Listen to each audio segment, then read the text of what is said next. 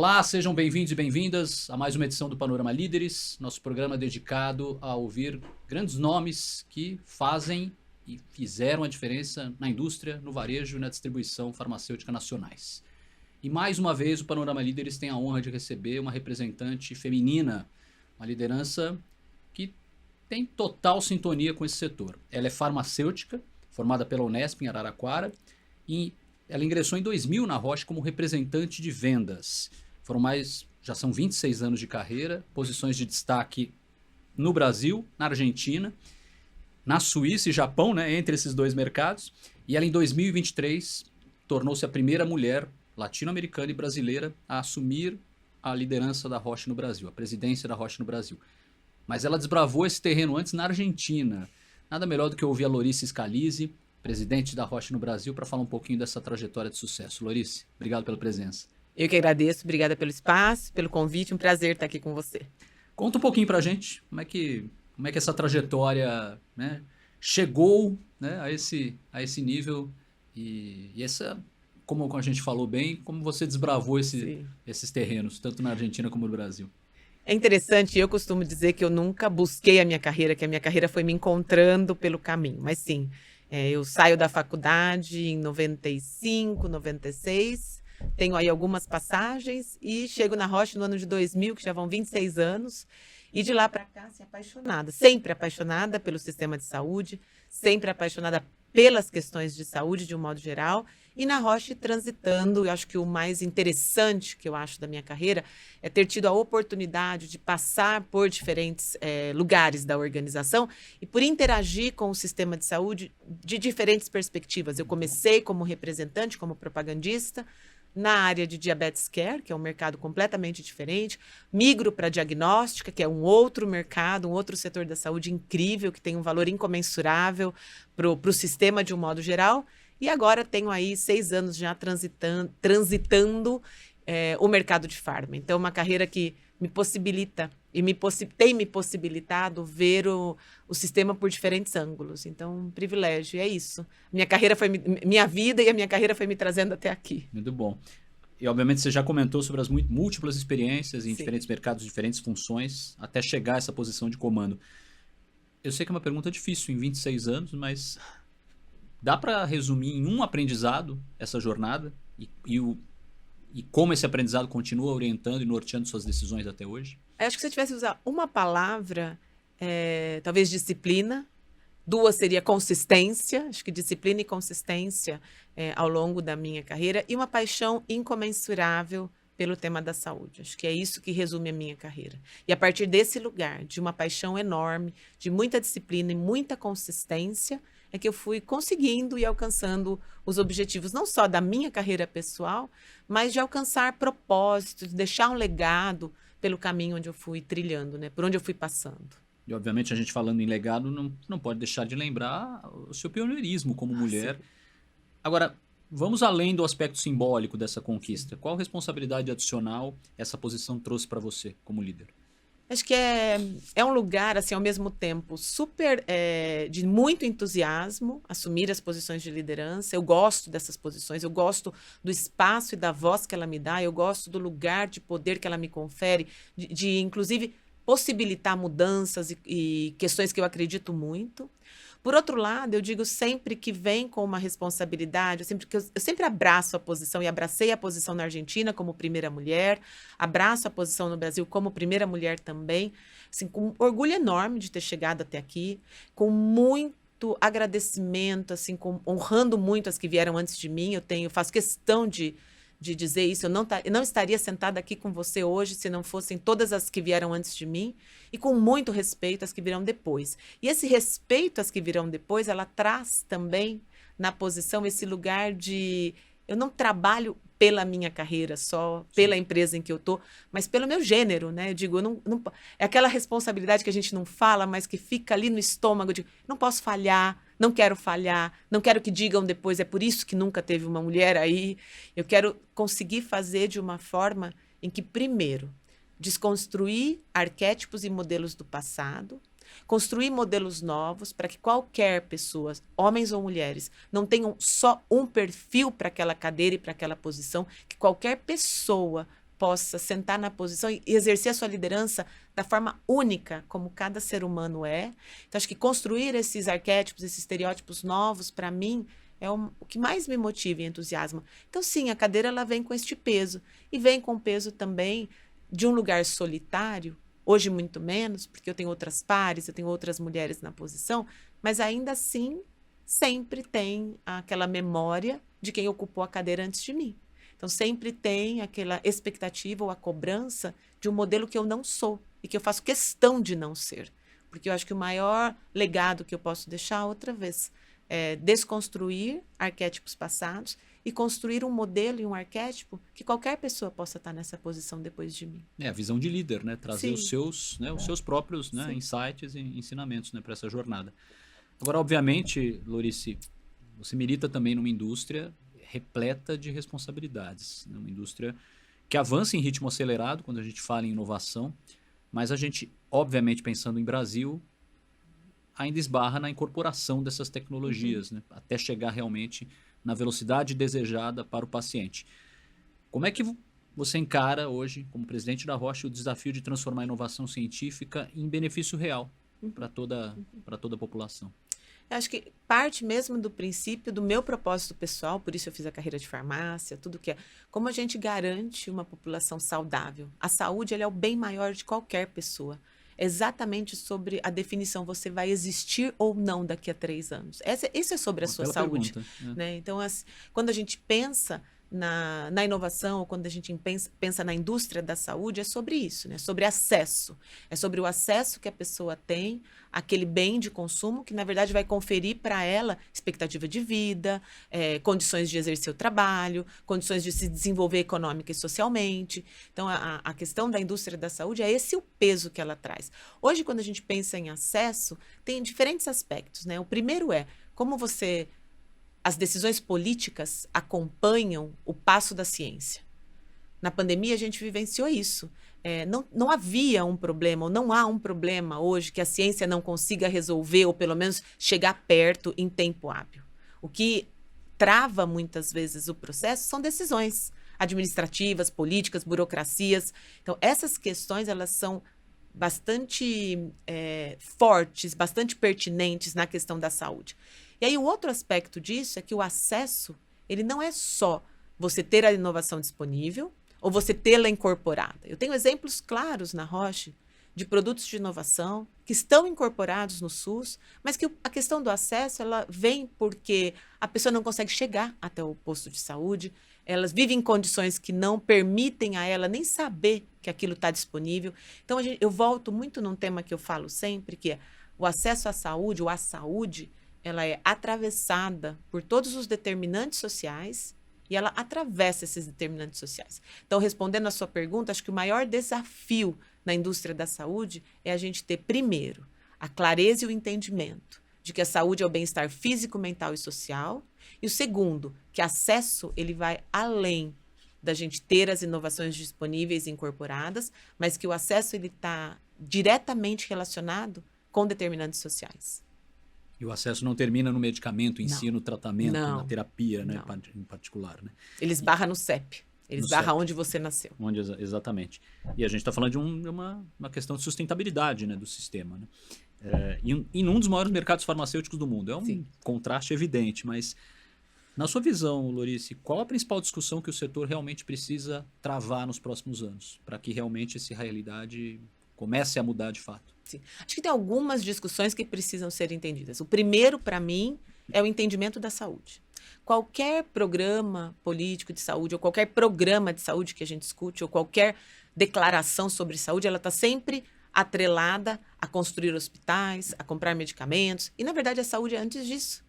A saúde é o bem-estar físico, mental e social. A discussão da saúde, ela deveria partir de como eu mantenho a minha população saudável pelo maior tempo possível e quando essa população, essa pessoa, ela tem uma questão de saúde, ela entra no sistema e ela sai do sistema o mais rápido possível. Esse é o primeiro entendimento. O segundo, o desafio é o diálogo. Como nós vamos conseguir dialogar todos os agentes responsáveis por essa questão de saúde? Por exemplo, se nós não temos educação, provavelmente você vai ter mais pessoas doentes. Se você não tem saneamento básico, você vai ter muito mais pessoas doentes. Então, são questões que precisam ser discutidas. E o último ponto que eu diria é, se nós não abraçarmos, dentro do setor da saúde, a transformação, essa revolução digital que a gente está vivendo agora, nós vamos perder uma oportunidade incrível, porque a questão da centralização dos dados e do tratamento desses dados, ela é imperativo. Vou dar um exemplo para você. Se hoje eu tenho uma síncope aqui, por qualquer razão, eu perco a consciência, e eu tenho que chamar uma ambulância e me levar para qualquer hospital, ninguém consegue saber, porque eu não sou capaz de falar, qual é a minha condição primária de saúde. Quem é Lourice, né? Exato. Né? Você não consegue saber se eu tenho diabetes, se eu tenho pressão alta, se eu estou tomando alguma medicação, porque isso não existe. Então, é uma loteria. E é inadmissível pensar nisso num mundo em que a gente tem tudo num celular à palma da mão. Eu devia ter um código QR Code lá, com toda a minha informação, que em qualquer lugar que eu chegue, só de escanear aquilo, você tem todos os meus dados e eu posso ser atendida corretamente. Então, assim, acho que a saúde ela tem uma oportunidade de se reinventar completamente. E, para mim, a base disso é, primeiro, o entendimento do que é o sistema, do que deveria ser o sistema de saúde e o que é a saúde. Segundo, o diálogo entre todos os atores deveria ser uma premissa imperativa. E o terceiro é apropriar-nos dessa revolução digital para fazer com que a saúde, que o paciente ou as pessoas se beneficiem disso. E você falou há pouco sobre decisões, né, e como elas de fato impactam diretamente nessa realidade. Mas óbvio que em posições de liderança, nem sempre a tomada de decisões teve todas as respostas disponíveis na mão. Ela exigiu, né, outras atitudes, né, e outras estratégias. Você pode relembrar para a gente uma ou mais, né, decisões que você entende que foram particularmente difíceis nessa trajetória e como ela ensinou você e de que forma ela ensinou você sobre liderança e como... Eu acho que uma das coisas que... Um exemplo muito claro e que é muito vívido para mim, eu atravessei a pandemia na Argentina. Olha. E naquele momento, todas as decisões que nós tomamos como líderes foram decisões completamente, num ambiente completamente incerto. Eu acho que uma das lições mais fortes que a pandemia deixou para mim e para todas nós, é isso. É como a gente toma decisões em momentos de total incertidão e como você é capaz, sim, de tomar essas decisões e pensar que você vai tomando... Quando você não tem a clareza do cenário inteiro, são pequenas decisões que você vai tomando dia por dia que vai, de alguma forma, trazendo luz para tudo. Então, o que me ensinou aquele momento foi como a gente decifra um sistema complexo dentro de um ambiente completamente de completa incertidão. Então, é através de pequenos passos, pequenas decisões e estar atento o tempo inteiro. Porque você toma uma decisão, mas você também tem que esperar qual é a resposta do sistema em relação àquilo e tomar outra. E assim sucessivamente. Então, acho que esse é um exemplo claro, acho que de toda a minha carreira, desses 26 anos, gerenciar uma empresa de saúde dentro do momento da pandemia foi, assim, não tem como comparar com nenhuma outra situação que eu tenha vivido.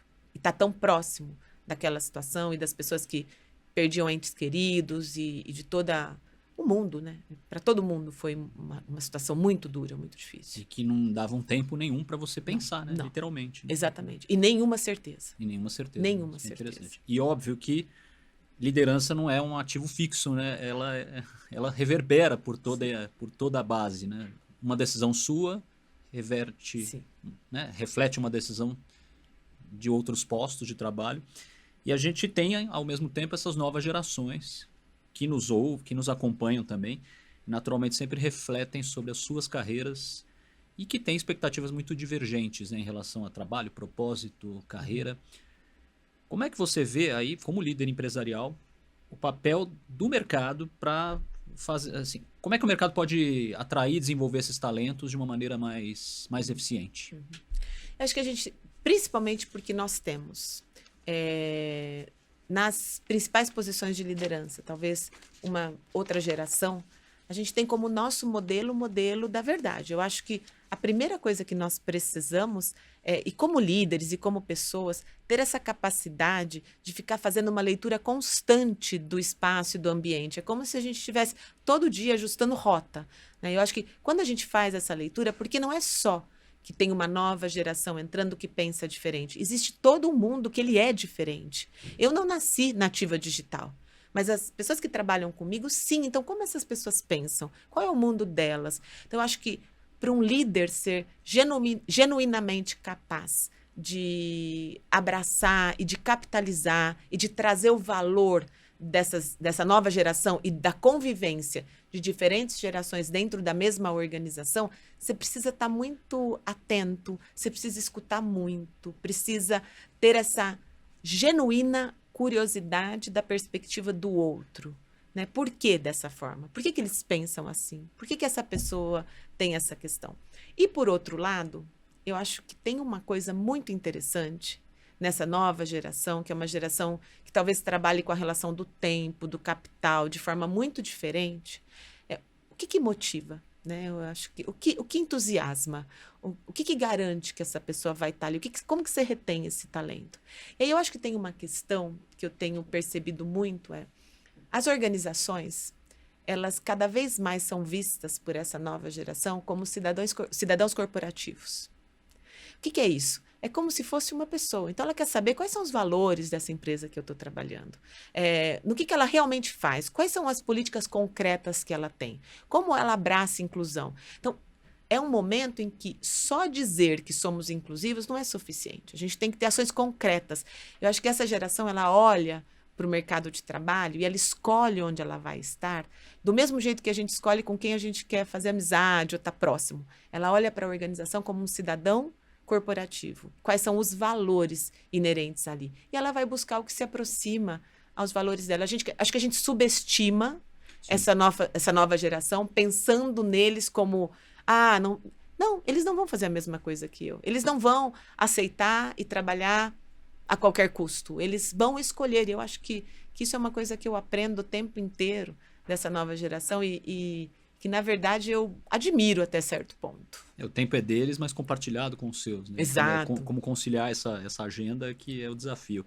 Agora, vamos supor, coloque-se no papel deles agora, Laurice. Se você estivesse iniciando sua carreira nesse momento, olhando para o futuro da saúde, quais competências você tentaria lapidar e desenvolver desde o primeiro dia? Eu acho que se eu estivesse começando agora, provavelmente eu seria uma nativa digital. Isso me ajudaria drasticamente, porque muito esforço que eu faço agora já sairia mais natural. Mas eu acredito muito que um diferencial enorme são algumas... eu acho que a gente vai precisar muito, junto com essas habilidades desse digital, desse mundo que a gente está vivendo agora, são habilidades humanas mesmo. Acho que eu teria bastante mais background de filosofia, sociologia, eu traria a questão da psicologia para somar a toda esse conhecimento, esse background digital que está acontecendo, que já acontece, que vai acontecer.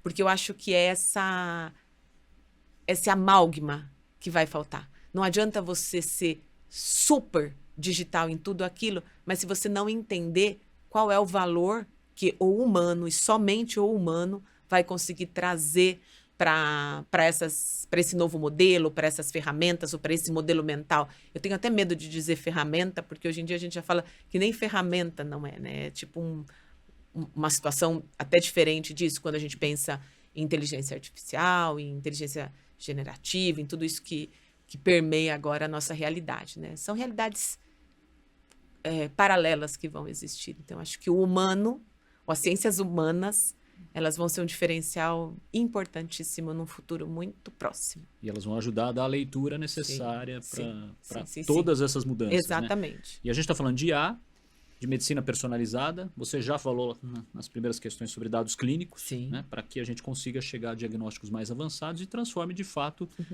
o modelo de atendimento aos pacientes.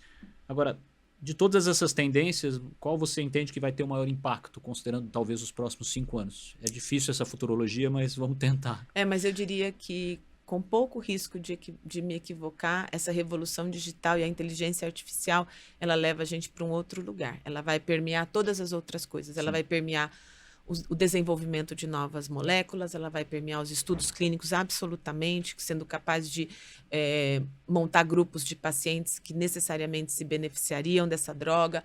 Ela vai trabalhar e antecipar diagnósticos, assim, numa proporção que a gente não viu ainda, só trabalhando com os dados que já existem. Então, eu diria que essa revolução digital que a gente começa a viver agora, principalmente a questão da inteligência artificial, eu não gosto nem de me ater só à inteligência artificial, porque é um campo bastante amplo, tudo isso vai mudar completamente e vai ser a transformação mais, acho que diria drástica que a gente viveu nos últimos anos. Nos próximos 5, 6 anos vai ser isso para mim. Legal. Você falou muito da visão humana e lógico que ao longo da carreira erros acontecem, momentos de maior dificuldade também. Qual foi o aprendizado mais importante? Você nem precisa citar qual foi essa situação efetivamente, mas o aprendizado que surgiu dela. Eu acho que sempre, para mim, pessoalmente, é quando a gente tem uma situação de... Porque, claro, dentro de uma indústria você tem objetivos, você tem metas, você tem planos que você desenvolve e nem sempre você tem sucesso em todos eles. Eu não tenho uma carreira de 26 anos de só sucesso, sucesso, sucesso. Tiveram planos que não aconteceram, tiveram business plans que não foram exatamente como eu havia previsto. E quando essas situações acontecem e você tem que redimensionar uma organização, você tem que revisar o plano que você fez, você tem que trabalhar com menos recursos, e isso inclusive inclui, né, pessoas. Eu acho que esses momentos são sempre muito dolorosos. Já foram no passado e continuam sendo, e eu sei que enquanto essa for a minha trajetória, a minha carreira, eu não vou estar livre de passar por eles outra vez. Eu acho que ao longo da carreira eu venho aprendendo a fazer isso sempre de uma maneira de muito respeito, uma maneira humanizada e de ter esses diálogos de forma mais leve para mim, para a organização e para as pessoas. Mas sempre eu acho que aí é sempre a minha dor e sempre o meu aprendizado. Eterno, constante. Sim, né? E uma pessoa é única, então cada situação é uma situação própria e única. Muito interessante. Agora vamos aproveitar um pouquinho do tempo e falar um pouquinho de Roche. Sim. Né? Como é que está o momento da farmacêutica no mercado brasileiro? Sim. O que a gente pode projetar aí para esse 26 e também para os próximos anos? É uma delícia falar e trazer isso para você agora. Nós estamos celebrando esse ano 95 anos de Roche no Brasil. Então, é quase um século, né, que estamos aqui. E eu sempre digo isso lá na organização. Quantas coisas nós vivemos com o Brasil? Nós vivemos a Segunda Guerra, a gente viveu a ditadura, a gente viveu a democracia, a gente viveu 2 impeachments, a gente viveu 5 Copas do Mundo e 70, a gente está vivendo mais uma agora. Então, assim, a Roche tem uma relação com o Brasil e eu costumo dizer que tem esse label de multinacional, mas, na verdade, a Roche Brasil é uma empresa nacional. Há 95 anos aqui, há 95 anos trabalhando com colaboradores daqui, nós somos já bastante brasileiros. E ao longo de todos esses anos, sempre trazendo e contribuindo, né, com a saúde, com a economia. Acho que nós estamos num ano super positivo, com áreas terapêuticas que para a gente são muito importantes e relevantes. Então, a gente tem desde doenças neurodegenerativas, que é todo um universo de pacientes muito sensíveis com a sua condição e que a gente fica muito feliz de ver quando uma inovação ou uma medicação que a gente consegue dar acesso melhora drasticamente a condição daquela paciente, daquele paciente. Nós trabalhamos na oncologia. Então, hoje a Roche atende um portfólio de praticamente, majoritariamente, de doenças que não são atendidas. Então, quer dizer, toda vez que a gente trata uma área terapêutica, é uma solução de inovação e é uma mudança de diálogo médico, né? Eu gosto muito de explicar dessa maneira, porque o diálogo médico é isso, né? Eu chego na sua frente e digo, olha, eu sinto muito, no seu caso não tem mais nada que a gente possa fazer. E quando a gente traz uma dessas moléculas para o cenário brasileiro, o seu médico chega para você e fala, olha, tem uma alternativa. Então, é fantástico. Nós trabalhamos na área de hemofilia, doenças neurodegenerativas, oncologia, oftalmologia, doenças raras. Então, nosso portfólio é um portfólio amplo, um ano de bastante sucesso, estamos trabalhando muito bem esse ano, temos programas muito sólidos com o SUS e também dentro do mercado privado. Então, um ano que a gente está muito positivo, felizes, celebrando com com êxito e com bastante sucesso esses 95 anos. E, Lorice, analisando o setor de saúde hoje, tem alguma oportunidade mais promissora, alguma situação que ainda está sendo subestimada pelos líderes de mercado? Algo que a indústria precisa olhar com carinho e mais atenção nesse momento? Acho que tem algumas questões na saúde que a gente precisamos todos estar atentos, que eu digo, né? Vamos viver mais. Isso já... Bom, todo mundo sabe que a gente vai viver mais, a longevidade está aí, mas como a gente vai chegar até lá? E hoje a gente pensa com a lente do dia de hoje, né? Com a perspectiva de hoje. Então, nós vamos ficar mais velhos, vamos ter este problema. Só que também entra nesse momento em jogo outras terapias e outras... Por exemplo, quando nós pensamos na obesidade como uma doença crônica e quando tem uma molécula, como as que estão entrando agora no mercado, que vai mudar completamente o cenário até das doenças que vão chegar no futuro. Porque se eu começo a usar uma molécula hoje e os meus marcadores ficam muito melhor estabilizados, os meus parâmetros bioquímicos bem melhores, a tendência de eu chegar a uma idade mais adulta, sem diabetes, por exemplo, é muito maior.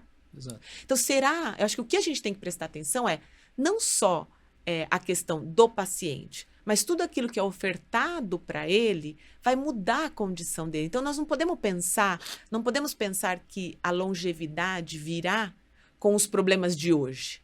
Ela virá afetada por vários fatores externos ao paciente que vão impactar essa pessoa na longevidade dela. Isso eu acho que é uma coisa que a gente tem que estar muito atento, porque isso vai transformar muito o cenário e a indústria e aquilo que a gente vai precisar daqui a 4, 5, 10, 20 anos. E esse contexto torna o papel da liderança muito mais estratégico exato. E necessário, porque você tem...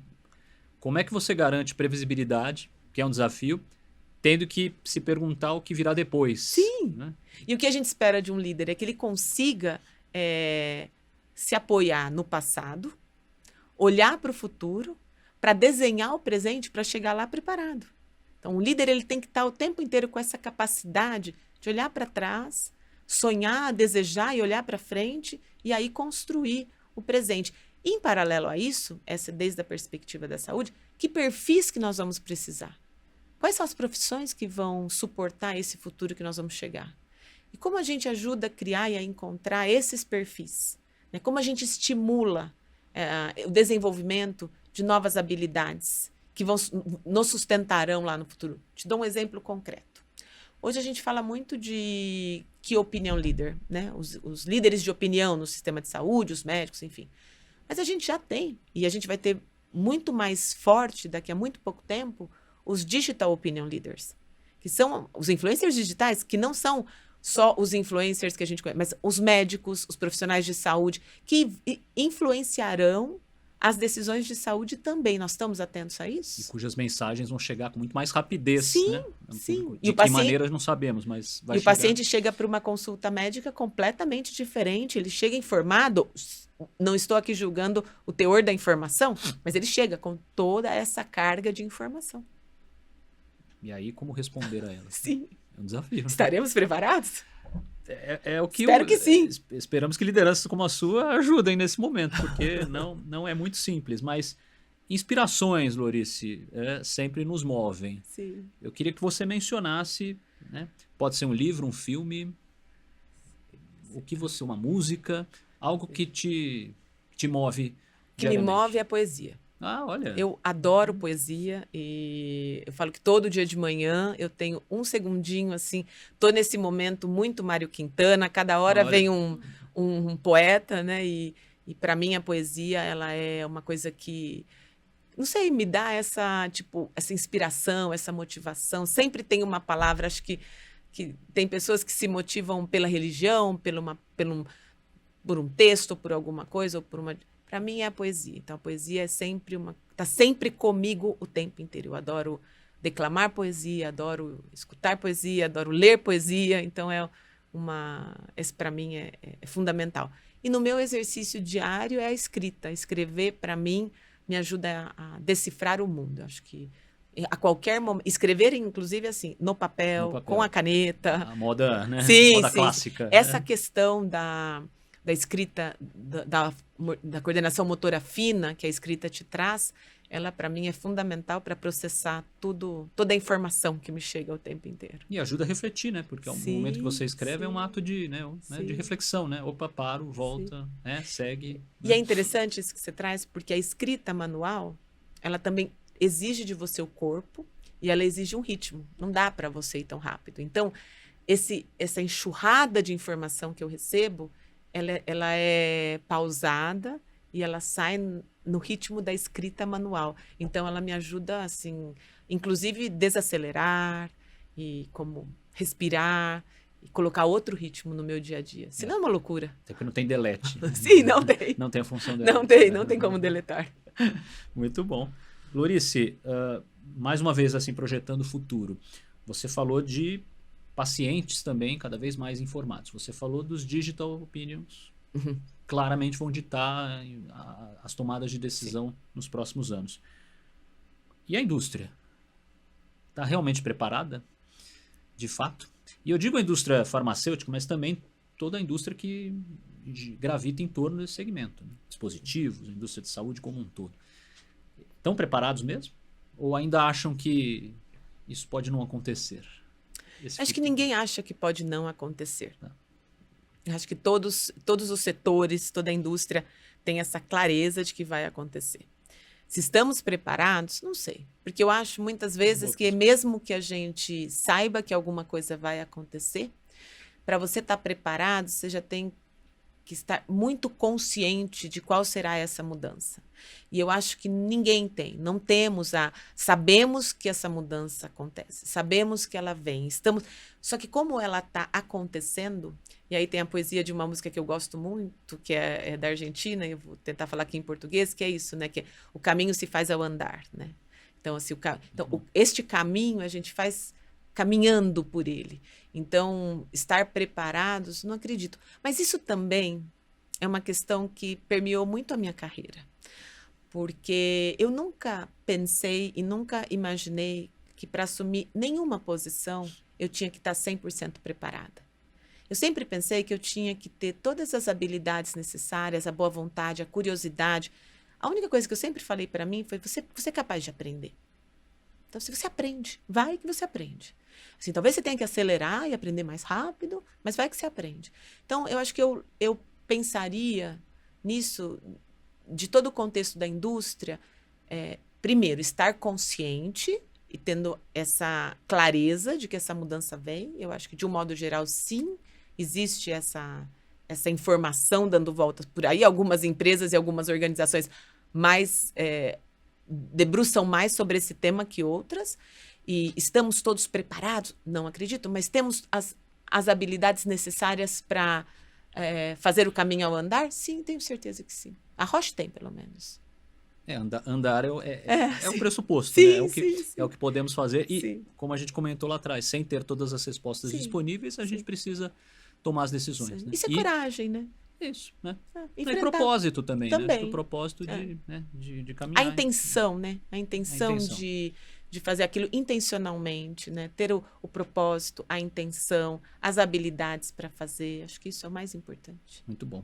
E com muita poesia sempre, né? Sempre, assim, né? sempre. Hoje eu tô muito Mário Quintana. Ótimo, não? Mas é inspirador para todos nós.